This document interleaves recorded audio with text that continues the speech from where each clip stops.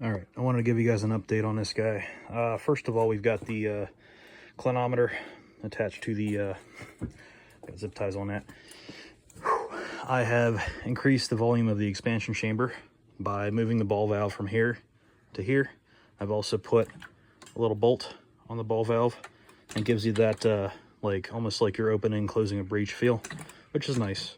But mostly it's just for ergonomics because you have to kind of put your fingers in there and you could get pinched. So we don't want that. I've also moved this around here. It's not right side up, but if I put it right side up, you can't see it. So I'm just going to leave it as it is, unless I get a 45 here, which it's not important to get into.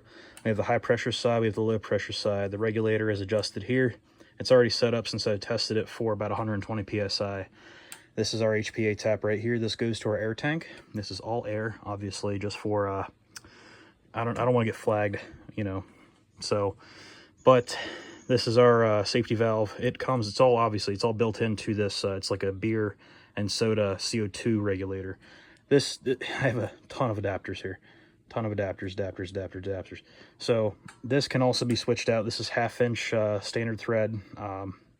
This can be switched out for a 12 gram CO2 cartridge. I believe you can probably get like one shot at least out of that. Maybe two, but it will fill up, as people have said on the forums that I'm looking in. It will fill up this volume to a lower pressure than versus the 800 PSI that's like stuck inside that cartridge. It'll go in through the regulator. It'll only fill this up to 120 PSI, but I think it can go higher. So, but that's what that relief valve is up to, 120 PSI. So I've heard of people getting a lot of like decent range on 80 PSI, anywhere from 80 to 120. I want to go see how far I can get it to go, because I've already used a unregulated CO2 cartridge once and it got out to 175 yards. With the regulated HPA, with the slow pull on the ball valve and the lower volume in the expansion chamber, I only made it out to about 70 yards, 80 yards, maybe something like that.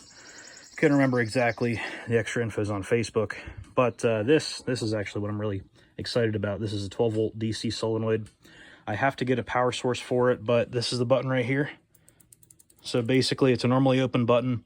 What you're going to have is you're going to have one side. I don't think the polarity matters on this one. One side is going to be hooked up to the positive, one side to the negative. The battery is going to sit somewhere in this area, or I can extend the wires to make them go. But basically the battery is going to be attached to this swingable portion and not the carriage. The air tank, however, might be attached to the carriage because that's just too big to attach to the cannon. So, but anyway, this is pretty cool. You can lift this up. It only goes up so far because that stroller's in the way. But you can lift this up, and then it's not the best system I have right now. Basically, you screw this, and this will raise or lower that bolt, which runs into that plate, which changes your inclination. So that's how that works. But basically, the job of the solenoid, sorry, I keep getting sidetracked. The job of the solenoid is going to be, so you got power potential right here, but you don't have a closed circuit yet, right? All of electrical stuff is just switches and plugs. It's all switches and plugs. So basically this is our switch. This closes that circuit. This allows it for the power to meet up. The power meets up inside of here.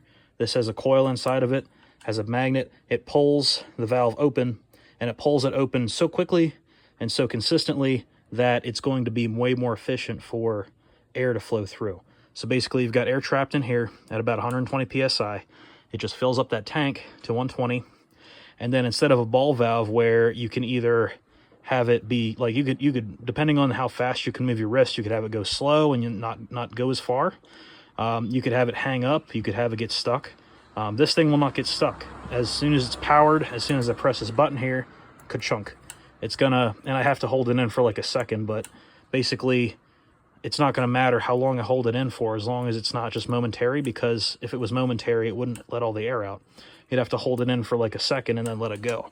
And the reason we're able to do this is because we've got this stop right here. So this is gonna, when I want to fill the tank up, the expansion tank, I will open this like it is now. The air will flow through the regulator. It'll get up to 120 on this gauge here. And then once it's up to 120 and I'm satisfied, I'll close this. That will no longer let any air between here and here. The air is all stored in here now.